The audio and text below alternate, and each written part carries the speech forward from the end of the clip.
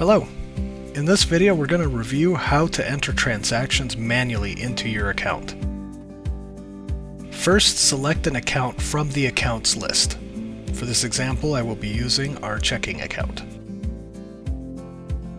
Once you're in the account, you can enter a transaction one of a few ways.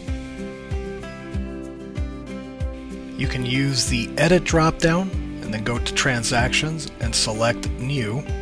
You can also use the key command Control-N. You can also enter transactions in the empty field at the bottom of your register.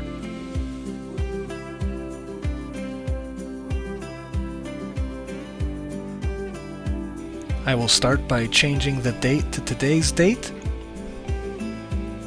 If you have a check number, you can enter it into the check column. And then I will enter my payee. For this example, I'm going to be using the car payment as the payee. You can then change the category. I'm going to be selecting auto payment from my categories list. The amount will typically auto-populate to the last amount you used, but you can change it. I'm going to be updating it to $250.